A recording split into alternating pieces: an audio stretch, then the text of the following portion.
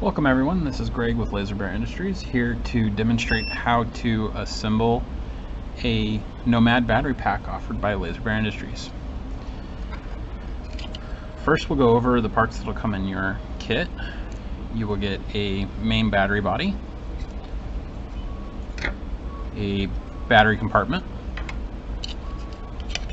a battery cover, a back cover, a pogo pin clip, 2 direction A clips, 1 direction B clip, 6 black screws, 2 pogo pins, a battery monitor and management board, and a Nomad power board. So this has the same connector that's found on the Nomad, and a small grouping of wire. Alright, so now we'll go into actually installing this. So you're going to need a few extra tools around. Soldering iron, a pair of helping hands will definitely make your life easier on this project, screwdriver, tweezers, and wire strippers. So to start with, we will take our battery compartment. On the side that has the cutout, the battery management board will be installed. So to install it, you just want to lay it flush like so, and then fold over the battery terminals onto the contacts of the battery management board. So I do that just with a pair of pliers. Happen to be the ones that are on my wire strippers. Once you've got that folded over, you need to solder that in place. So take your soldering iron, and you want to heat up the pad and the tab, and start adding solder. You want the solder to flow onto both the pad and the battery tab to give a good strong connection between the two.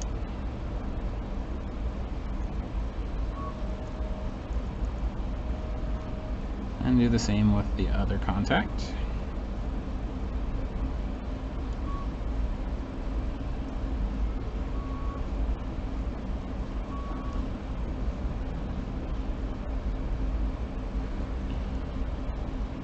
Alright, and then while you're on this section, you'll just want to go through and tin all of these pads. So you're just going to apply a little bit of solder, because we'll be attaching wires to each one of these pads.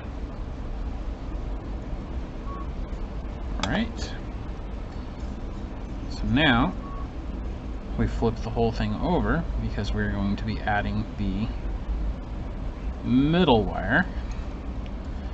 So for the middle wire, you're going to want to take the white wire out of your bundle, strip it,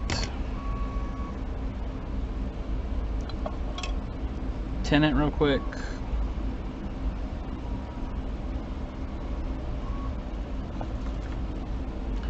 and then you're going to come to your battery tabs. We're going to take the wire around this way, so we're going to start with this further tab, and you just want to add some solder to the tab so that you've got something to stick your wire to. Make sure it flows on the tab, and you're going to do the same thing with your second tab.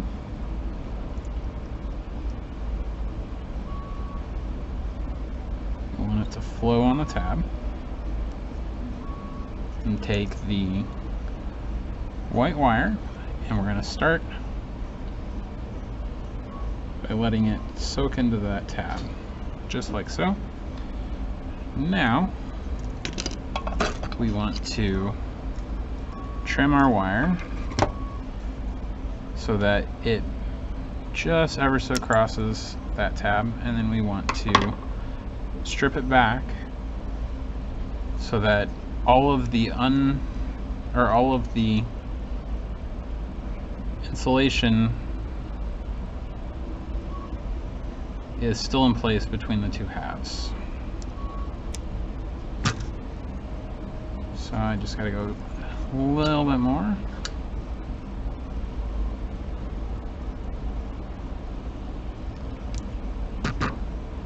Okay. So now, tin your wire.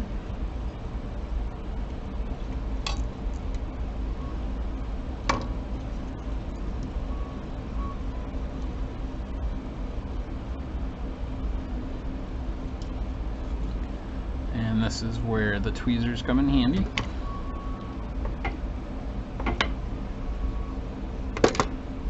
Take the tweezers,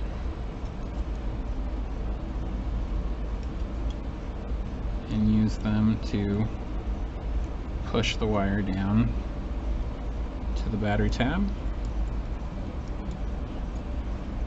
Flow everything real quick. So now you've linked the two ends back here to create your 2S battery. Now we're going to continue with the white wire. Strip off a little section of it. Tin the end of it.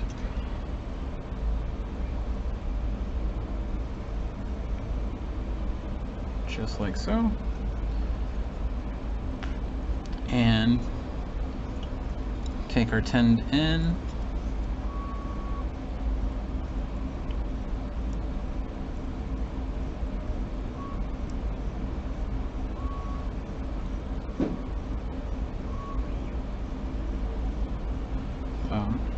This one's going to fight me a little bit. So I find if you have your tweezers open just like that, you can get both of those connections to lie in. Alright. Now, what I do is I wrap it all the way up as tight as possible and around. Kind of giving myself a good crimp on that spot. Take your cutters,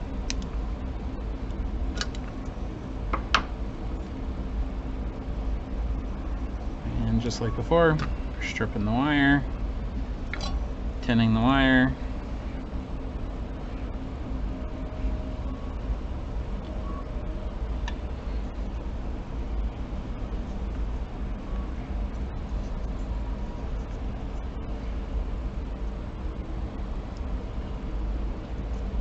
wrapping it around, and then tack it down to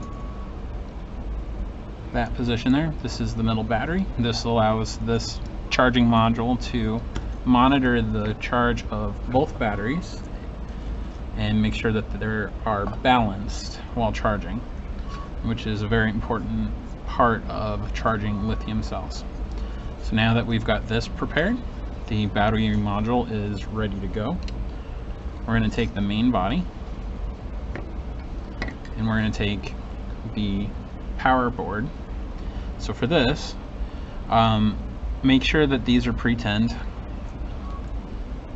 So these ones happen to be, not sure if every one of them will have these connections tinned or not, but on this board there is an N plus and N minus and a B plus and a B minus. So the N plus and the N minus go to the positive and negative of the Sega Nomad, and the B plus and B minus go to the P plus and P minus of the power board. So what I do is I install it into this board, or into this main body portion. Just take something that's kind of got a soft edge so you don't scratch up the PCB, and just get it pushed all the way flush. Mine's not going all the way down. Might take a little bit of extra force to get it in. So now it lines up with the opening for the power cable to connect.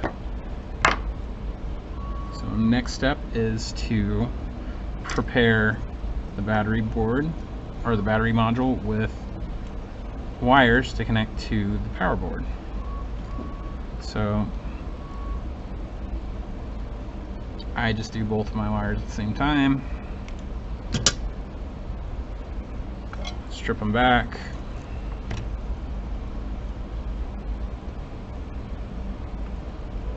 get them tinned just like so. Once they're tinned, put the red wire to the P+, and you're going to want to face it like this so that the wire goes across the board this direction.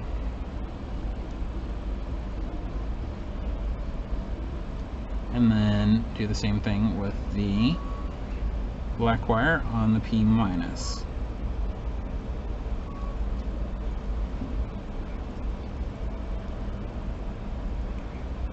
And you just want to check to make sure that your wires are not going to pop off. Just give them a good tug. Once those are in place, you can take the battery module and set it inside of the main body. And just kind of push it down till it's seated in place. There's a little groove where it sits in place, which you can kind of see and feel when you actually assemble this. So now we just want to make sure that our wires are long enough to connect to these terminals on the battery board.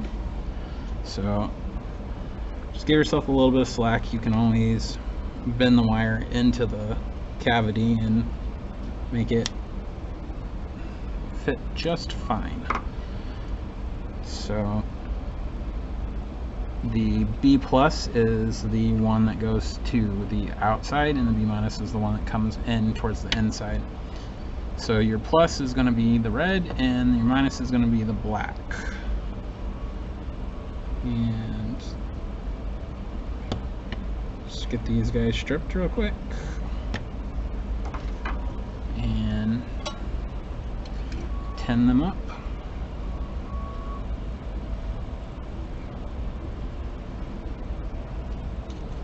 Once they're tinned, you take your tweezers.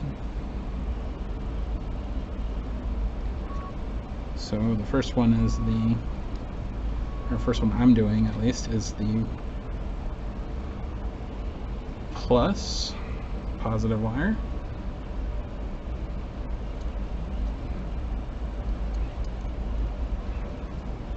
And we're good there.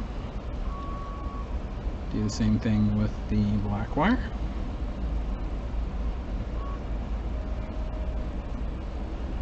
Looks like I stripped that just a hair longer than it needs to be, so I'll trim it back.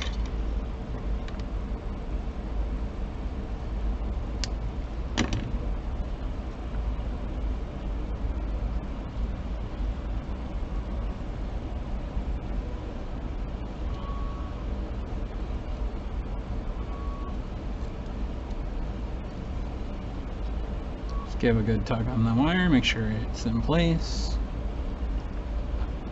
It's actually shifted just a hair. So I'm going to hit it again. There we go. Alright, now we can move on to the pogo pins. This is where getting a set of helping hands will make your life way easier when assembling this. So take either your red or black.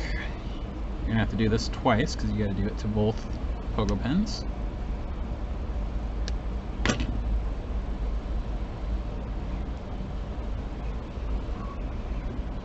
Strip it back. Tin your wire.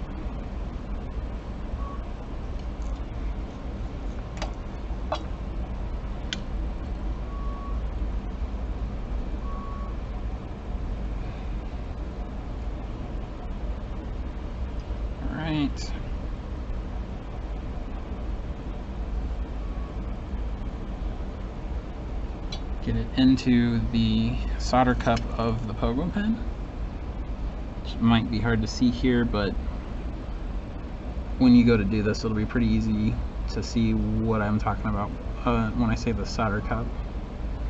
You're just going to apply solder and allow it to flow inside of the solder cup, which will attach the wire to the pogo pen. And I'm going to do the same thing with the second wire and the second pogo pen.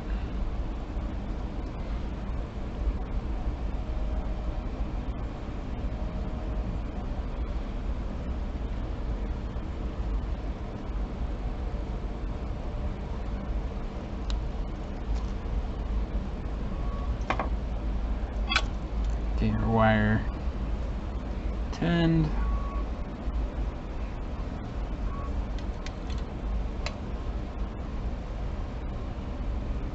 Get it into the solder cup.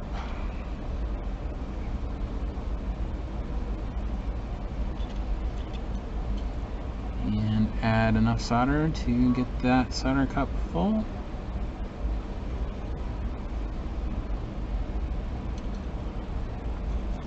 It doesn't take a ton of solder, but you do want to get that solder cup completely filled.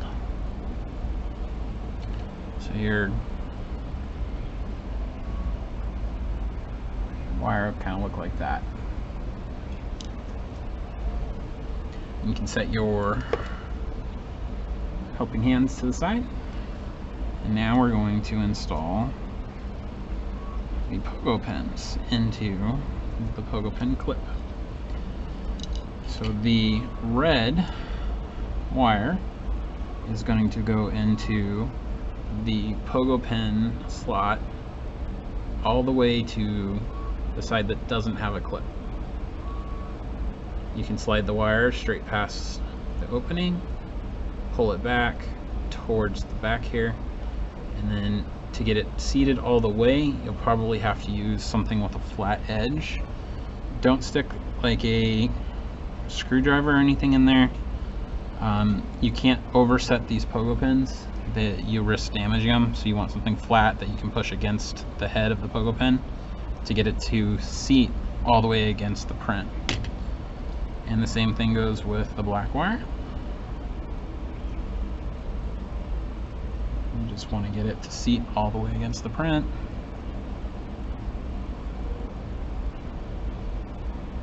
And the next step is to take the back piece, and we're going to press the clip with the pogo pins into the back.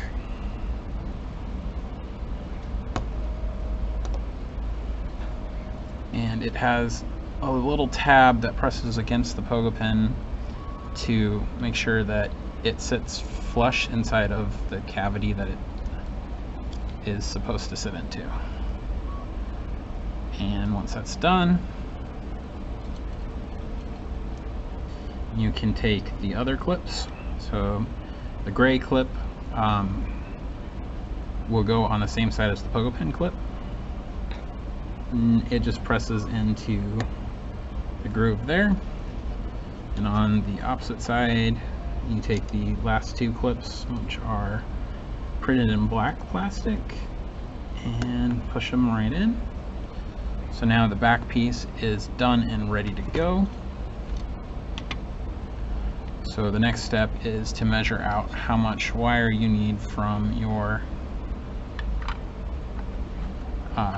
pogo pens to make it all the way over to the power board.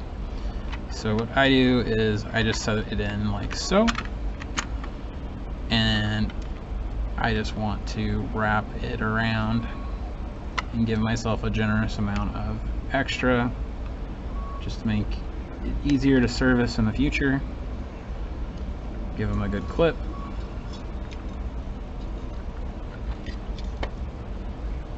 Pull them back out and tin your wires.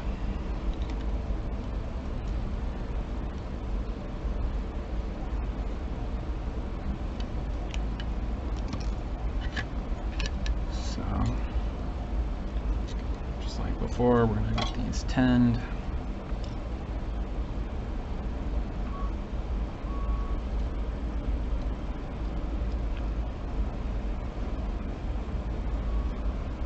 And to make install just a little bit simpler, you can just kind of set it like so.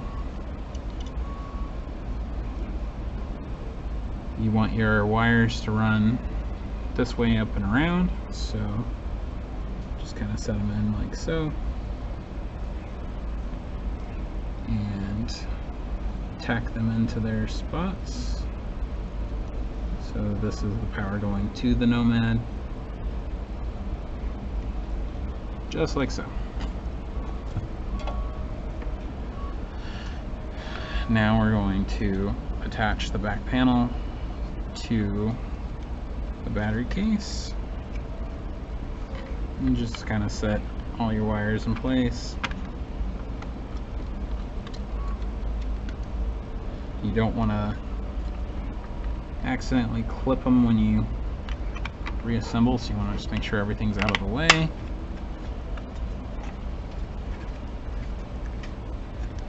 Everything sits flush, and we're going to take and run our screws into the back of the battery case.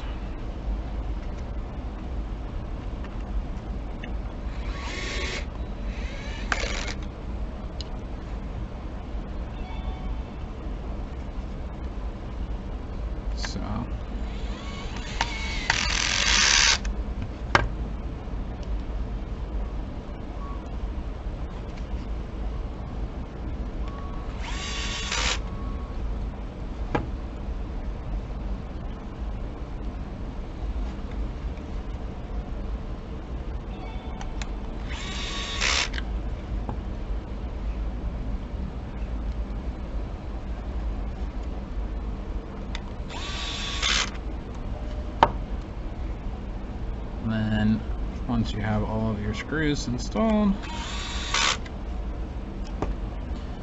you are ready to install batteries. So I have this one here that I've been using. I'm going to take the batteries out of it. We're going to do a quick test, make sure everything works.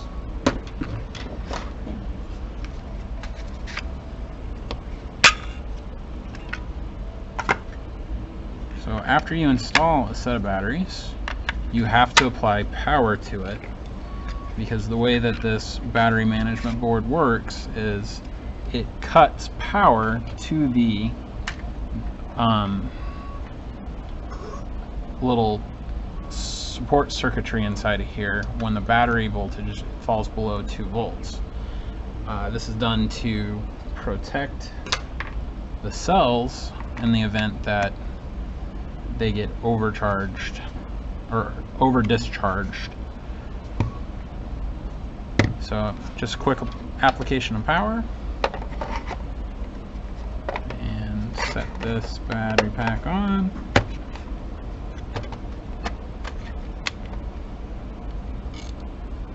And looky there, we've got power. Now if you want to play and charge, you can definitely just plug any Nomad style power supply into the battery pack. It will charge while it's on. Helps if I actually get it to clip in place.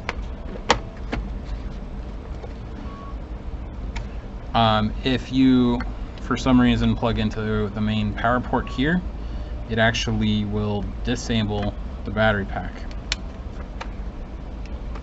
So you don't want to try plugging in there, it'll turn your console off. So if you're in the middle of playing a game, it would probably not be great.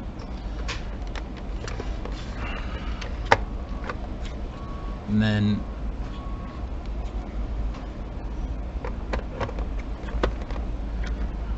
everything else should be pretty well good to go. When you are getting low in battery, the Nomad will actually alert you with the low battery light. So that's when you know when it's time to charge the pack. Charging the pack will depend on the cells that you put inside of it. It is able to charge at up to 1 amp of charging current from the power supply. So with 3,500 milliamp hour batteries, it means it will take 3.5 hours if you were charging at a full amp.